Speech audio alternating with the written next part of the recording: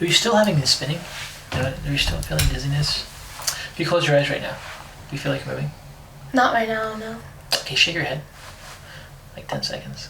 1, 2, 3, 4, 5, 6, 7, 8, 9, 10. Do you feel anything? Yeah. You feel like you're moving? Yeah, a little bit. Okay. Does it cause you any anxiety? Mm-mm. Okay. Can you turn the lights on and off like 5 times in a row? Tell me if this causes anxiety for you. Yeah. It does? A little bit, yeah. No? Yeah? Oh, yeah. Okay. So just to let you understand the big picture here. So whenever you see anxiety, one of the questions is anxiety metabolic, chemical, or is it neurological? Or all of the above. Well, there's some interrelationships, but like metabolic issue is not going to respond to light like that. So that's neurological, because basically we're changing receptors, we're changing activation receptors. So right now, turning lights on and off is firing your pupils constricting and dilating, and that's making you have some anxiety symptoms, right? So if someone had metabolic cause of anxiety, that wouldn't happen. And then if someone had like a metabolic cause of anxiety, just shaking their head, like sitting, wouldn't cause them to feel like they're moving. And the relationship between areas of the brain that, like we talked about, that protect you from like your balance, and if your body feels like it's falling or moving, it activates your sympathetic centers. Do you think that's why I get most of my anxiety when I'm in the car? I think well, that's very diagnostic. So most of anxiety could be for motion, movement in crowded places, right? Yeah. Okay. Is it a certain seat in the car? Like, is it worse for you in the front versus the back? It's the same. It's just it's the same. It's also the thought process of getting It's getting somewhere. Getting somewhere? Yeah. Her stomach will cramp up though. It's just the getting somewhere I can't, yeah. So tell me more about that. So help me understand So it's like things that trigger anxiety. If I have a Halloween party this Friday that I'm going to, and the house is like 25 minutes away, or even like 15 or 10 minutes away, I'll be fine. I'll be really excited to go. I want to go with my friends. I'm with my friends in the car. I feel comfortable with them. They're great friends. But like, I get in the car and my whole stomach turns and I start like sweating and I'll have like a panic attack of just getting there. And then I'll be fine 5 minutes after I get there. Okay, and when you're out of the car? Mm-hmm. Okay. Then it's fine. Then it's fine. If I were to ask you, like, how would you feel getting in a car right now and swirling back and forth, racing ahead? That causing anxiety for you? Doing what exactly? Just like racing through traffic. No, I don't think so. No? If you told me like we're getting in a car right now and I'm not telling you where I'm going, I would have a full-on panic attack. Okay. Or if you were like, we're getting in a car right now and we're going to Disneyland, I'd have a full-on panic attack. Okay. Because I have to mentally prepare for like cars. Okay. But isn't that part of you having to, because you think you're going to have to go to the bathroom? It's part of it's like, I think I'm going to be nauseous. I think I'm going to have to go to the bathroom. I think I'm going to get anxiety and I'm scared of having the panic attack. Okay. What would happen if you were, if you visualize going on a roller coaster, for example?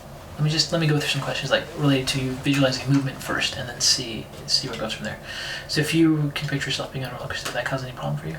No, because I like that. You don't like that? Yeah. When was the last time you went on a roller coaster? Like a year ago. Did you have any, 2 years ago? Do you have any problems? Mm-hmm. When did you really notice the anxiety start? 8th grade. 8th grade. That's when you 4 had years your ago. concussion too. So 4 years ago. So there was a point where you could handle motion and movement. Yeah. And you still can. But do you ever feel there are certain activities besides the car, not the stress of having to get to a location, but just the movement itself or the position itself that causes you anxiety?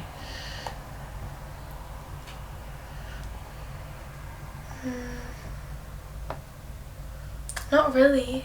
Okay. So it's definitely like a situation. It's very yeah. Situations when triggers it for you, and you're worried about getting like nauseous and throwing. Yeah. Like, has that happened before? No. You'll have stomach pain. I'll get really bad stomach pain and stomach cramps, and like I can't breathe, and my chest gets really tight. Okay. And sometimes. You told me your stomach, you'll have diarrhea sometimes. Oh yeah. Panic attack. Yeah. Before I even have it. Yeah. Before you go. Yeah. Okay, so what would be some things that now, recently, like getting in a car, what else would really cause you to have a lot of anxiety?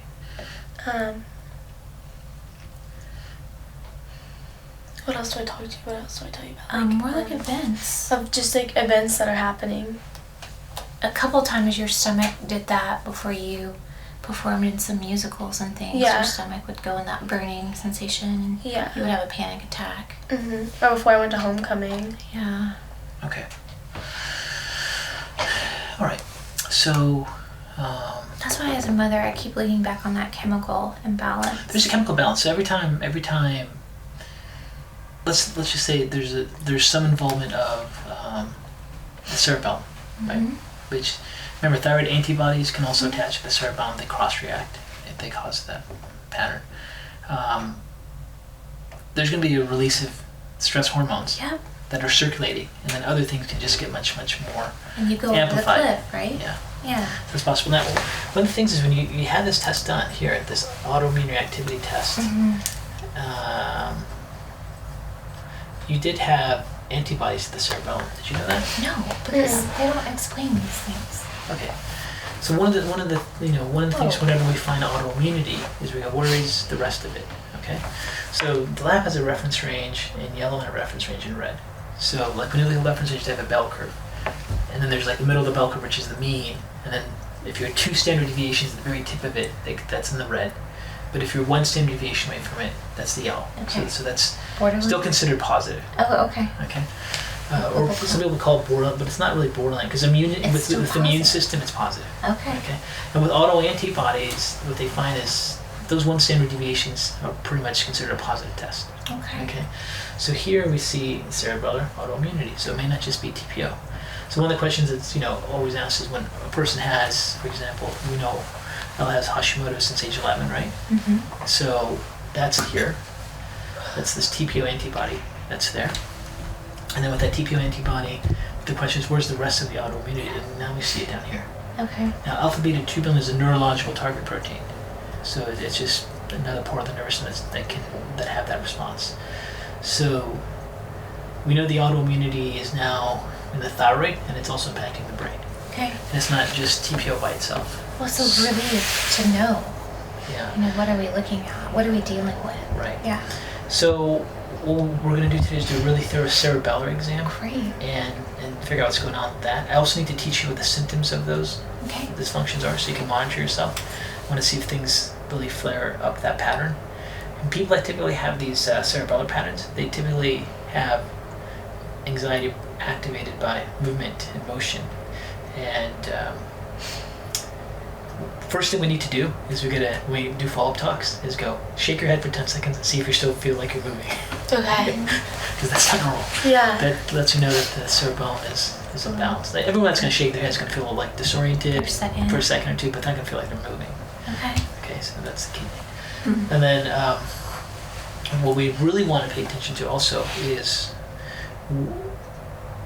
once we find ways to stabilize that for you, and you stop shaking and you shake your head, and you no longer feel movement, is your anxiety as bad? That's how we really know theoretically, like this theory is actually part of the anxiety pattern. Okay. Now, there's another antibody here called G8A65, which is an antibody to the enzyme that makes GABA. GABA is the calming down part, but you don't have it. Some people that have Hashimoto's have that autoantibody there. So How did we do this test 2 years ago? we did this. Yeah, 2 years ago. Okay. So we can get an updated one if you Okay. want to see what's new or see if it's different. But that's Because it's definitely gotten worse. It's gotten worse. Yeah. Yeah, I mean, you could have greater reactivity. You could be farther along there. So that was the key thing. Then when you say like stomach, gut, digestion, health, how it contributes to anxiety as your chief complaint, are they all related to you? Yes. Okay, so tell me more about that. You won't have stomach problems and gut issues unless you have anxiety. Is that what you're saying? Mm-hmm. So like your anxiety is kind of the main thing that's causing gastrointestinal issues. Yeah. Okay. Yeah, you go from big swings, which I think is common for thyroid, but from constipation To like, yeah. you explain it. You said you have constipation, then do you have like increased bowel movements too? Yeah, so I go from like really bad constipation for like days To diarrhea. to like Loose- diarrhea for like maybe loose watery stools. days. Okay. There's no like in between. Okay. All right. So that like you're saying, that could be partially thyroid. So if, with Hashimoto's, you have sometimes the immune system flare up destroy the thyroid. As it destroys parts of the thyroid, some of those tissues have thyroid hormones in them, so they get cleared into the bloodstream, and that'll cause you to have increased bowel movements because thyroid hormones stimulate the gut muscle receptors. And then there's times where you're maybe in a low state. So you have to really monitor. It may be that, or it may not be that at all. Right. It may all be autonomic. So there's two possibilities. Or could it just be the gut bugs?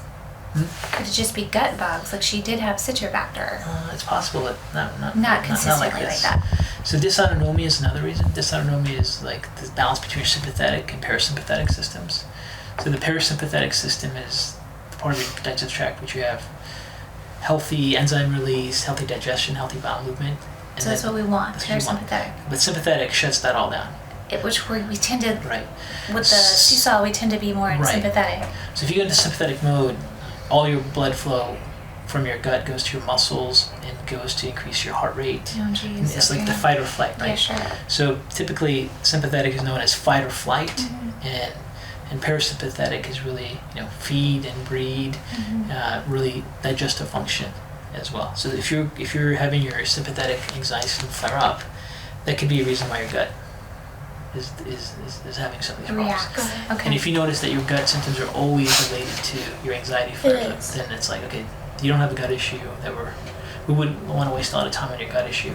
We want to focus on your anxiety. And then the question is, what's causing your anxiety? And part of your anxiety may be because of the cerebellum pattern.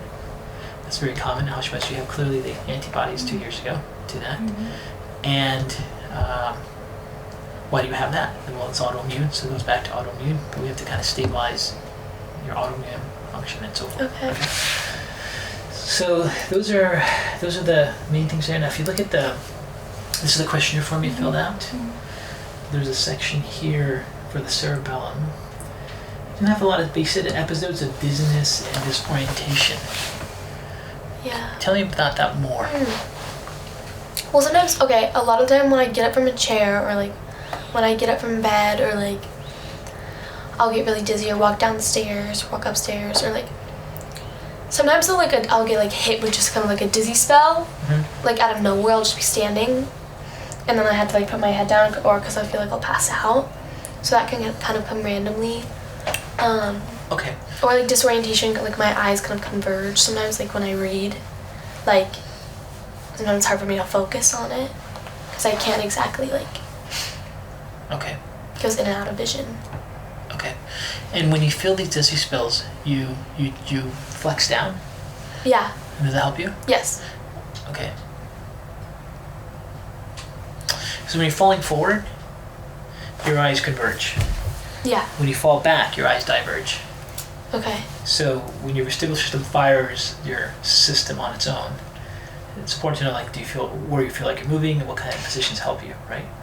So you're feeling like you go like this and you converge and you feel like it helps you. Yeah. If I stand like straight up, I see like the dots and I'll pass out that way. So like You feel like you'll pass out falling back. Okay. Yeah.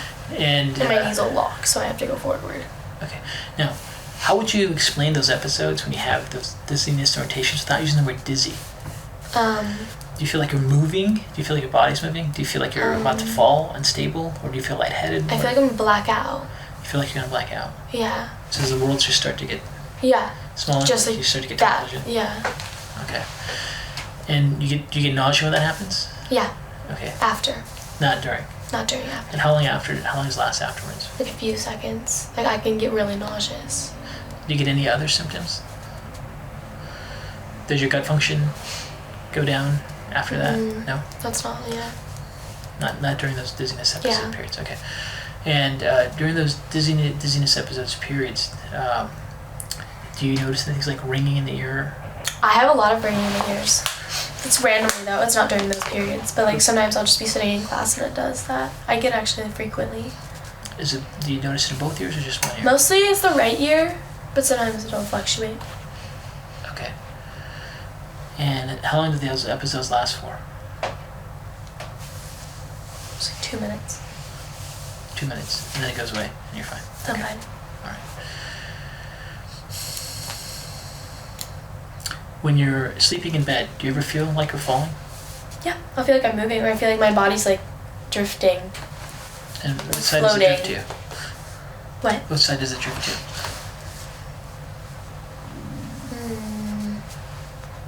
Most of the time it's the right side. The right side? Yeah. Are you sure?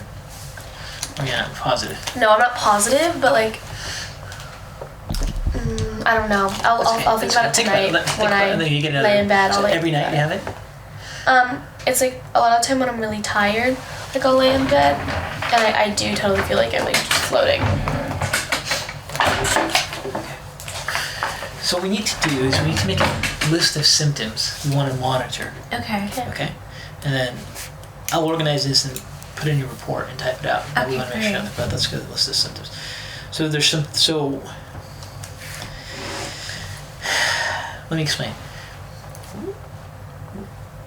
In a clinical scenario like this, we know that part of the autoimmunity is happening with the cerebellum. So if we can get the cerebellum under control and not have these reactions, we should see these symptoms go away.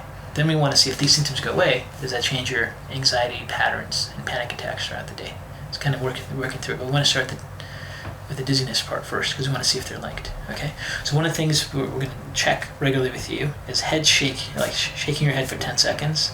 You don't have to do it now. Makes you feel like you're moving. And so far, it's been consistently both times I've asked you, it's been to the left. Oh wow. Right? Yeah. Okay. So I feel like you're moving to the left, and that's important to us because that'll tell us how to rehabilitate your vestibular system. It lets us know that your left side is the one that's overactive because you're moving in that position, right? Or falling to that position. Okay, now the other one is going to be feeling like you're falling when you're in bed. Yeah. Okay, that happens every night, right? Or like you're floating, feeling like you're floating. It's like frequently, maybe not every night, but pretty frequently. Okay, how many times a week? 4. 4 times a week. Okay. So we'll use that as a basis to see how that's happening. Okay. And then how often are you getting dizzy spells per week? Where you feel like you're getting this tunnel vision, like you're about to pass out? 3 times. So okay. Or I'll like stand in the shower. It'll happen in the shower too. Because sometimes it depends on temperature too. I get really, really hot. Tell me more about that. Sometimes if it's hot or if I've been doing a lot of movement, it happens. But other times, like, it'll be completely random. And I get really hot and then it happens. So that's another symptom of that I forgot. I get really hot and like worked up. Okay. Did it happen at your workout the other day? No. Right. Do you ever get, unrelated to the anxiety, do you ever get vertigo, dizziness in the car? Or just anxiety when you feel like you're going somewhere you don't know? Can you explain what vertigo is? Like, Yes, vertigo would be your body, you don't know where your body is in relation to the space you're in. I get that all the time. That was what I was trying to explain the other day when I was like, I feel like I'm out of my body. okay. You remember that? You have to. So Oh, yeah. let's hear about I get that all the Tell us time. And you guys said I was crazy. Okay, so how often do you get? I am So we'll define vertigo as you're feeling like. outside of my body. Cause like sometimes when I'm walking in a group of people, I literally feel like I'm like floating. I like don't feel like my body's moving, but it's like not moving. Right. Okay. And that happens all the time when I'm like walking around or like. So let me ask you some more questions about that. Do you feel like the world is moving, or do you feel like you're moving? The world is moving around me. I'm not moving. I'm like out of the world. I'm like disconnected from my body. It's moving around you. Yeah. Okay. So that's called egocentric vertigo because it's about you. If it's the other way, it's called geocentric. Okay. It's a real thing. Like it's part of your. Does it feel good to be? I tried to be explain that to my validated? guy and you didn't understand me. So we want to see your episodes of we'll call it vertigo, defined as feeling like you're outside of your body. Okay. Okay, and that's Happens a lot at night too. how many times a week? 3. 3 times a week. Okay. All right. Are there any other symptoms of vertigo, disorientation, balance, instability you're having? Besides like the floating in sleep, these vertigo sensations. No, that's me. That's mainly it. Okay, so what you want to do is you really want to keep track of that. Okay. Okay, maybe even on your phone. Yeah, I can. Just write down every time you have it, and try to, if you can, it's really important to know if you feel yourself moving, the environment moving, and in any specific directions, like forward, back, to the side. All right, I'll keep note of that. So we'll do that. So we'll keep a journal Okay. of those movements. I Okay. have a little one. This would be, when people have an autoimmune response, let's say they have it against their joints, it's sometimes really nice to know clinically, because when their immune system flares up, their joints hurt. Yeah. So if your autoimmune system calms down against your realm, then a lot of these symptoms should go away as well. I have tissues. Oh, thank you. Sorry, your allergies are crazy. Me? Thank you. That's great. Not as bad If you want to tissue. too. No. Okay, now let's talk about a couple other things. You also have this questionnaire form here.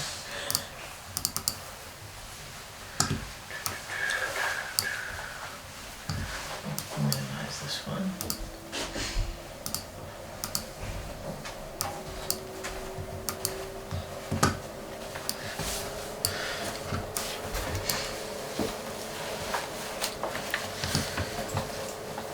You put down here, get lightheaded if meals are missed, Oh yeah, for sure. agitated, busy, upset, nervous, For sure. blurred vision.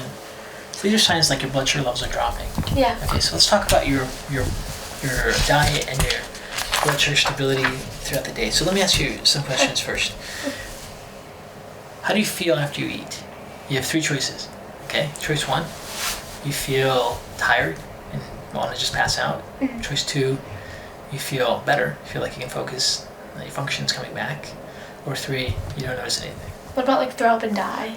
Yeah, throw up and die is another die. After I eat like an entire like burger, I feel horrible. And no matter what the food is? You have to be It's- specific about the food. It's if I eat like a heavier meal, like a maybe pasta, a burger, steak, I can eat a little bit of it, like a little amount at a little time, and maybe I'll do a second one 30 minutes later. But if I eat it all at once, I will feel so bad. I'll feel like I'm gonna throw up. I feel like I'm gonna pass out. Wow. Like tired after like a big dinner. So it's like I have to really space out my amount of food over a certain time. Okay, there's a big spectrum between throw up and die and get tired, so. Okay. So, Okay. Mostly we're gonna go up with really, I get nauseous, Nauseous. really tired, okay. fatigued. So if you have a large meal, That sounds And, like like- digestion and blood And sugar. like what's the word I'm trying to work with? Just heavy yeah. and like very nauseous. Or I'll get acid reflux sometimes I eat too. Okay. Doesn't matter what type of food you eat. That's just mainly with big meals. Like if I eat So it's just the size of the meal. yeah. Okay. And then this may be more of a dysautonomia. Again, not necessarily like a digestive issue. Okay. Because Now that she's missing enzymes. if your or- sympathetic system is Yeah. really like activated, it's really hard to digest food, Yeah. especially a large meal. It's not Okay. really a certain food type; it's the size. Right? Okay. Mhm. So that's what you see with dysautonomia actually. Okay. Is it hard for you to get hungry? Like, do you have an appetite throughout the day or not? Yeah, I get really hungry. You do get hungry. Mhm. Okay, you wake up hungry. No, but then I gradually get hungry. Okay, so you do wake up with an appetite or not really? No. What time of the day do you really hungry? It's not really like a time of the day. It's when I wake up, like an hour after I'll be hungry. Okay, that's not bad. Great. So let's go through your average like day of like when you wake up and what you're Okay. eating and how you're feeling. So Like let's a what time school do you wake day? up? Yeah, school day. I wake up, because that's the majority of my days. I wake up at 6:30. I probably eat around 7:20. Okay. What's your typical breakfast? Like a egg sandwich with like egg, bacon, ham, Egg sandwich, bacon, ham. Okay. water. Are you gluten free? Yeah, it's all gluten free. All gluten free. Fruit. Apple and peanut butter. Apple with peanut butter or like granola, gluten free granola. You rarely do that though. Or like toast. Breakfast is tough. Okay. And then, with the quantity of food you're eating for breakfast, do you feel nauseous and fatigued? No. And acid reflux? No. Because it's a smaller meal, I feel really good. But then I get hungry earlier. But like. Okay. So fine. at 7:20, then you're off to school. Then when's the next time you eat or have a snack? I'll have like a snack sometimes around like 12. And then sometimes I eat at school and sometimes I don't. Sometimes I wait till like 3 o'clock to eat again, which is not good. Okay. So you may not. So your snack is at 12 or is that lunchtime? Well, that is my lunch for Okay. then, because I eat lunch at like 3. Okay. So what's your snack at 12? Maybe like a breakfast bar, Okay. protein bar. What's the brand?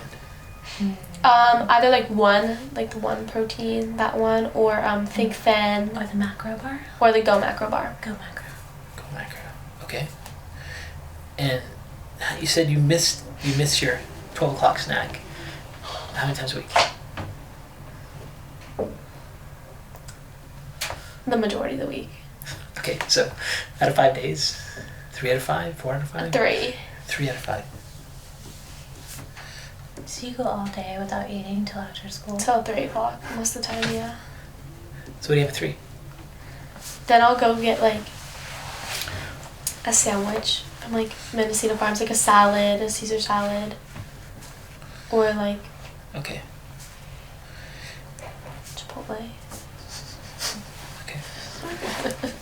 So sandwich, so some kind of protein and vegetable. Yeah, some type of protein and vegetable, And gluten-free sandwich. and gluten-free. It's all gluten-free. Always gluten-free. Are you dairy-free also? 100%? 100%. 100% gluten-free. You're not dairy Gluten. free. Would you say gluten or dairy? I was asking you also if you're dairy-free 100%. No. Okay. I go majority though. Because I do only drink like oat milk, but like not But you 100%. eat a lot of cheese. I don't eat that much cheese. Well, we'll figure out. We'll go into that. Do you have cheese on your Caesar salad? Yes. Do you have cheese on your sandwich? Yes. Do you have cheese on Chipotle? Okay, so Dig a little here. Yeah. I don't drink milk. That's not yeah, we'll worry about cheese. Just kidding. Now, tell me what's happening, Elle, between your energy levels by the time you get to 3 o'clock. Are you low energy? Do you feel fine? Severely low energy. Yeah. But even sometimes though, the days I do like Postmate a sandwich, I will still drive home from school and sleep for 3 hours. Because I will be so exhausted and I like can't talk to anyone. Okay. That's on days you do what? Sometimes I do eat Okay. during the day. I will eat like a sandwich at lunch. Like I'll Postmate it to school, Okay. and then I'll go home and I can't function still. So part of the reason you're not eating at 12 is because you get tired? Or you just, I don't understand. There's no really reason. It's just sometimes I just don't really have time because I'm doing school, Okay. Or you're social. or I'm social and I just don't want to. Okay. So that's really not a reason. When you eat at 3 o'clock, what happens? Do you feel better? I think I do feel better. Yeah, Okay. because I don't normally take like long naps. Like more energized? Yeah. Like your brain's working better? Mhm. Okay. Unless I eat too much, Right. then I like want to pass out. And you get nauseous and everything. Right. Okay. So that's 3 o'clock. So when's the next time? Dinner around 6:15, Okay. and that's normally like a protein, like steak or chicken, and like vegetables. And we do carbs, like we'll do potatoes or rice. Yeah, or like cauliflower rice, but pretty low grain, I would say, for the most part. We did rice last night. Potatoes. We do. Sometimes we'll have mac and cheese, mashed potatoes. I never did that. Okay. And you have a portion size that doesn't make you nauseous. Yeah, like last night I only ate a little bit because Okay. I couldn't. And then what time is bedtime for you? 11:30. 11:30. Okay. What do you have anything to eat before bed? Or 6:15 was the last? Nothing. Normally that's the last, or maybe I'll be hungry after dinner because I didn't eat much, and then I'll go and like eat like an apple. An apple. Okay. How many times a week would you have a fruit before you go to bed? Like one time. That's not very It's not often. very common. Most of the time you just kind of. I'll just drink water. Okay. And Do you have any problem falling asleep? I get so tired by the end of the day. Do you have any problem staying asleep? No. So you I straight sleep through great, 11:30 to 6:30. Yeah. Okay. Okay, that's fantastic. but I don't want to get up. Okay. So maybe just see what happens. Oh, thank you. So, there's a couple of things here that are problems. Yeah. We're gonna fix it. Red flags. Do you need some paper? Who's gonna write? Oh gosh, I know. I'll write stuff. We'll have both, just to double down. Okay. I'll go over this. All right. Little thing. Okay. Right. So let me explain a couple things. There's a big part of your management is to modulate your autoimmunity the best we can. Yeah. Right. So there's things here that are triggers, like you're triggering your autoimmunity. Yeah. So the first one is your blood sugar is dropping. I know So when what's your blood coming. sugar drops, your autoimmune system flares up. Okay. So this 12 scenario is a problem. Yeah, that's probably. So what can you do at 12? These bars are not going to cut it. No, And you're not I even eating it. need food. You need food. I need food. Would you say 12 is a good time? Yeah, it's actually, for last meal 7:20. It's actually kind of quite a bit. Wouldn't it be bad if you had a little snack before? Alright, good to know. Okay. It's the 7:20. What's your first? Do you have the chance to have something in between 12? Yeah. What can you have? I can do like a snack then and then like eat. Okay, what snack can you Roughly do? 12. So we had to get you off milk. Okay. This cheese, like can't be string Okay. cheese or Like something. a bar A bar or and real food. like fruit, How about nuts? Real food. like protein, like more. Like, what do you think? Some people are very sensitive to nuts. Do you notice anything with nuts? I don't think yours flared up. Yeah. I'm not sure. We might have to test you with some. We'll put some labs to do on that. You need some updated labs. They're Okay. kind of 2 years old. Okay. So we'll do a food antibody test to see if you're reactive to nuts. The bars you're eating, don't they have nuts in them? Probably. They do. Okay. Okay. So, do you like vegetables? Yeah. I don't think I can eat it past one though. Okay. What about before lunch? Like celery. Oh yeah. I can eat celery. Carrots? Like peanut butter. Okay. Try that. Yeah. Okay. I can eat it. Let's see how you do with nuts, and then we'll test you. But like Okay. cashew butter, almond butter. Oh, I like that. If you can do some kind of vegetable with some nut butter, the fiber and the protein and fat will help sustain your blood sugar. Okay. And if your blood sugar is not stable, like in addition to your autoimmunity being flared up, your brain's gonna fatigue on you, and you're gonna have dizziness and we're gonna go these episodes happening. Huh? It's not helping.